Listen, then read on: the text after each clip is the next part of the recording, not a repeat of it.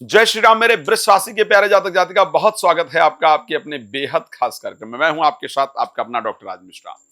अब मई का महीना आखिर आ ही गया और मई एक बहुत बड़े बदलाव का महीना है। खैर, वो सभी राशि के लिए है और स्पेशली आपके लिए ये बदलाव खास रहने वाला है, क्योंकि 10th हाउस के अंतर्गत राहु गोचर करने आ जाएंगे। 10th हाउस हमारा प्रोफेशनल हाउस है।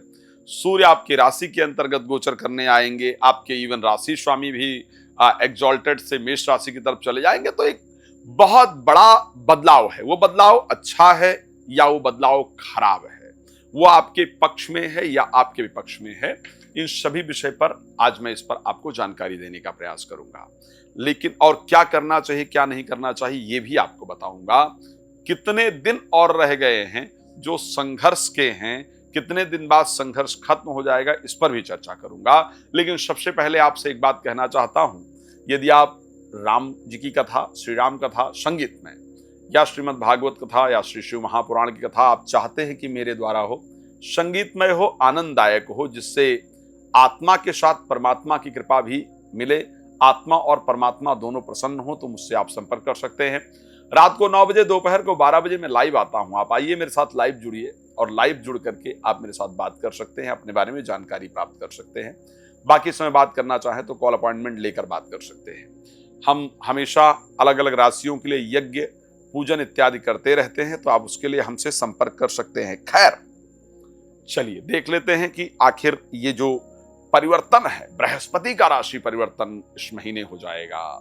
राहु केतु अपना राशि परिवर्तन कर लेंगे इस महीने, और उसके साथ बुध 2 बार राशि परिवर्तन कर लेंगे। इवन आपके राशि स्वामी शुक्र, आखिर आपके साथ होगा क्या?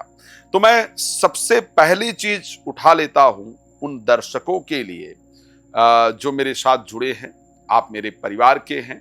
आखिर आपका स्वास्थ्य सबसे पहला विषय मुझे लगता है, ये मेरे लिए इंपॉर्टेंट है कि मैं आपके हेल्थ की जानकारी सबसे पहले दूं। तो आखिर आपका स्वास्थ्य कैसा रहने वाला है?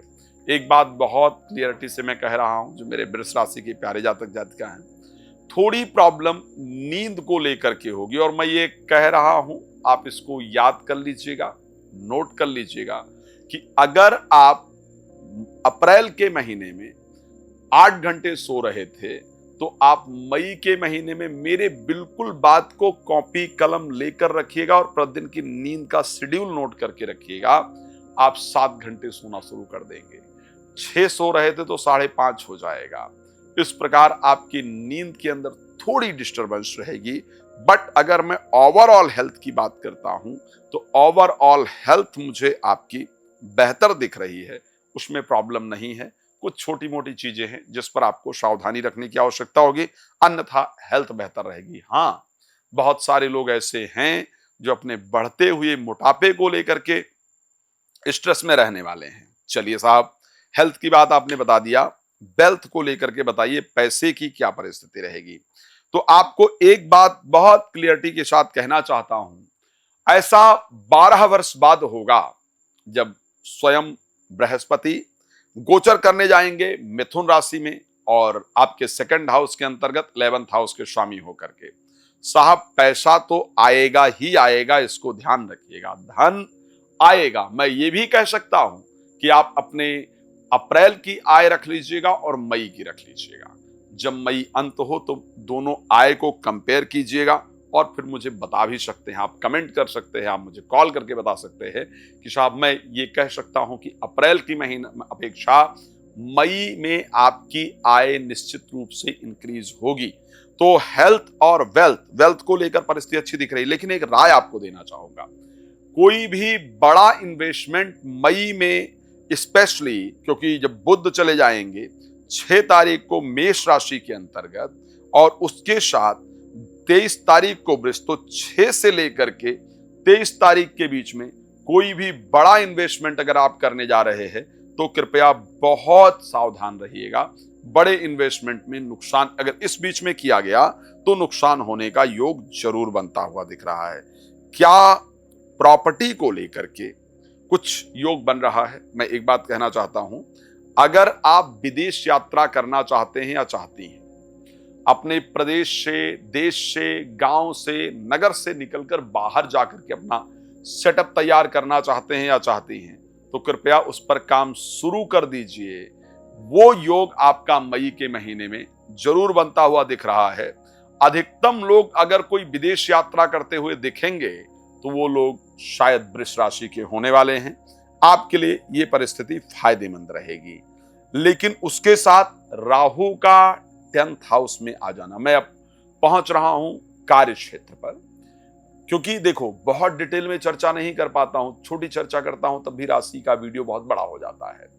कार्य क्षेत्र में राहु का आ जाना और 11th हाउस में शनि का गोचर करना और उसके साथ बृहस्पति का 3rd हाउस में चले जाना, आपके विचार बदल जाएंगे। मेरी बात को नोट कर लीजिएगा, आपके विचारों को परिवर्तित कर दिया जाएगा।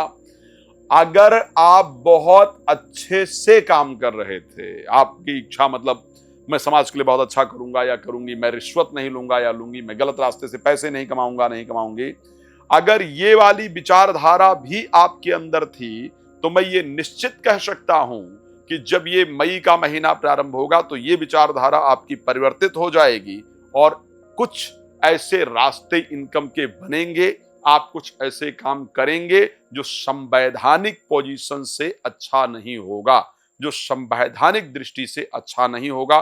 तो राहु का 10th हाउस में गोचर करना आपके जीवन के अंतर्गत एक इस प्रकार का परिवर्तन लेकर के आएगा। लेकिन मैं प्रोफेशनल दृष्टि से अगर देखूं तो मैं आपको आगे बढ़ते हुए देख पा रहा हूं मई के महीने में। चलिए अब बात कर लेते हैं एजुकेशन के लिए जो बच्चे परेशान थे उनके लिए मई का महीना कैसा रहने वाला है।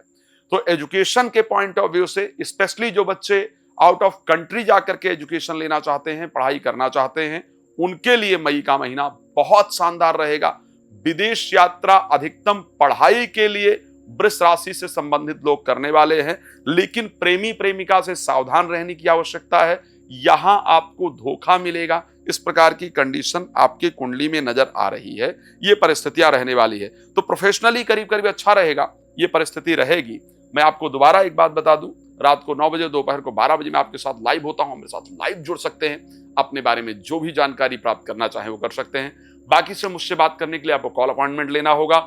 और क्योंकि यज्ञ प्रत्येक शनिवार को किया जा रहा है तो जो भी चाहते हैं अपने नाम से यज्ञ इत्यादि कराना वो करा सकते हैं।